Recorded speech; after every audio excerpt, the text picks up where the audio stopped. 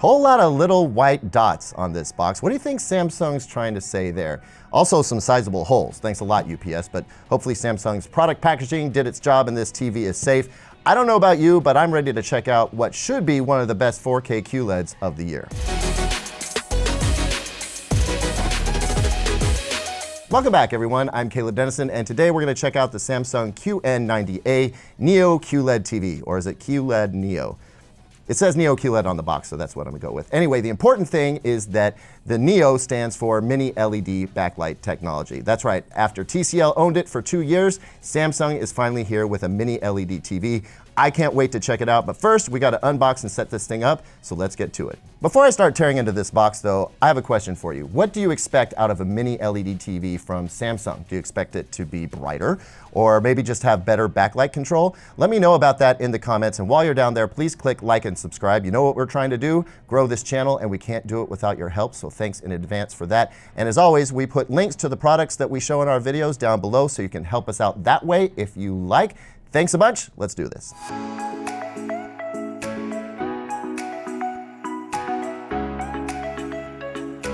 Here's everything that comes in the box. Heavy gauge metal stand. We've seen this before. It's indeed very heavy.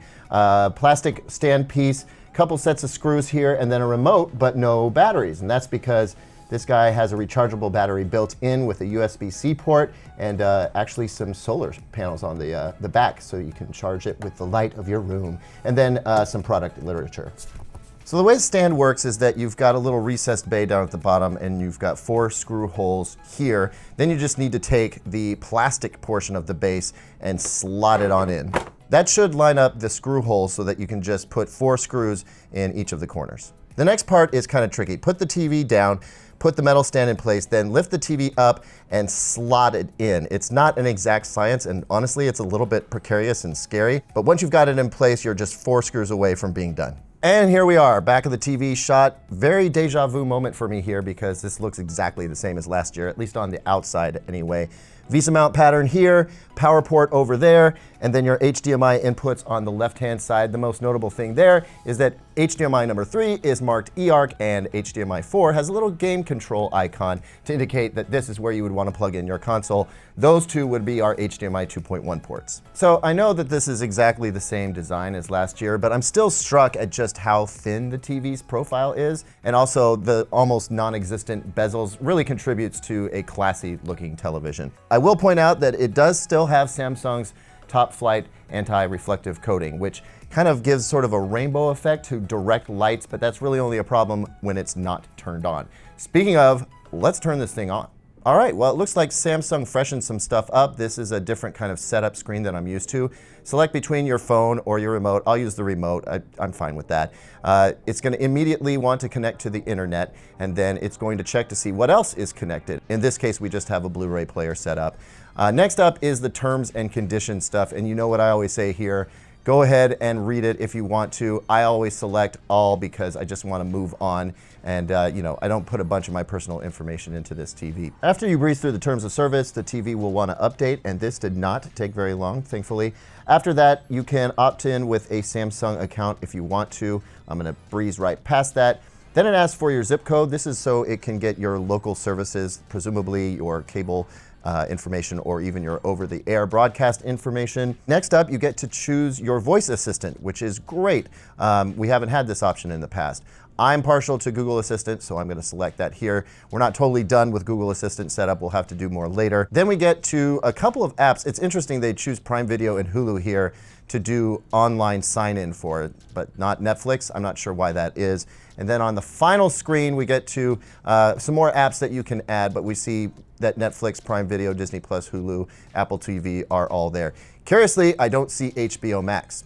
So interestingly, when you're finished with setup, you go straight into Samsung TV Plus. That's basically Samsung's version of free streaming online TV, and wouldn't you know it, Gordon Ramsay is somehow involved. I don't know what's up with that. Anyway, I went ahead and logged into Netflix because I want to make some adjustments to the picture settings, and I know a lot of you who watch these videos know what this is all about. And man, I was really surprised to have such an interesting conversation with you guys about motion smoothing.